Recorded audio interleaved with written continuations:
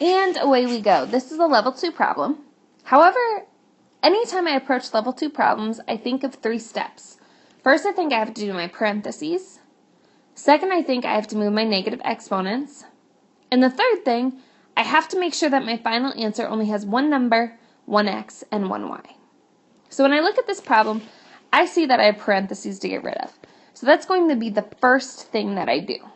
So I'm taking this outside 2 and distributing it to everything inside my parentheses.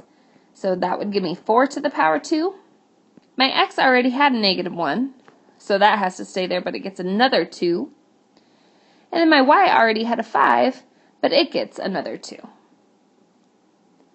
So now really all I did was create more parentheses, so I have to do one more step to completely get rid of my parentheses. First, I'm going to look at this 4 to the second power. Since there's no variables in that, I can go ahead and type that in my calculator using my exponent button or my caret button. So 4 to the second power gives me 16.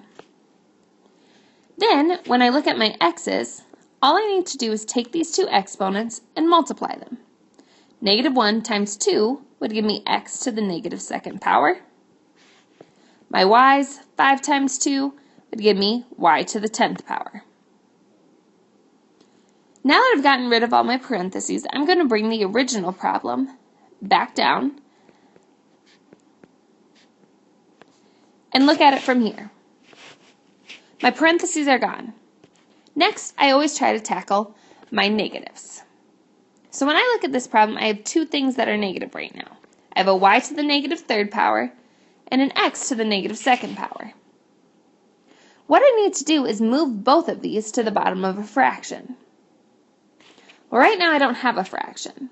So my easiest solution is to just draw a fraction bar all the way across this entire problem so that I can move these two negatives down and make them positive. But remember, once you move them, they're no longer in the top. So I'm going to scribble them out of the top. And now to keep my work organized, I'm just going to rewrite what I have.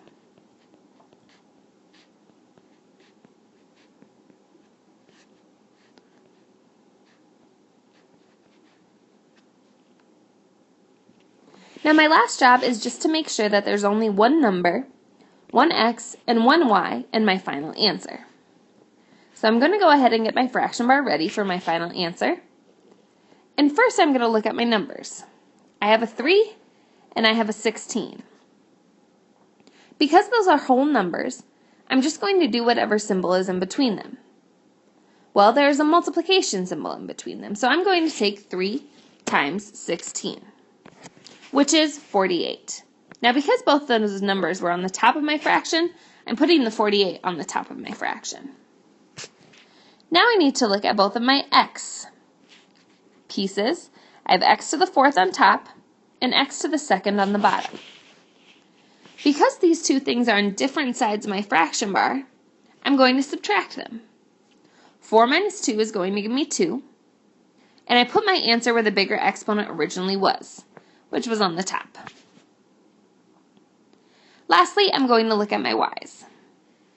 Just like with my x's, these two y's are on different sides of the fraction bar, one on the top, one on the bottom. So I'm going to subtract. 10 minus 3 gives me 7. Put my answer where the bigger exponent originally was, which was on the top. So I'm putting y to the 7th power on the top. Now, if you notice, the bottom part of my fraction is completely empty. So I could fill that up with the number 1. My other option, however, is just to leave my final answer without a fraction bar at all. Either way would be correct.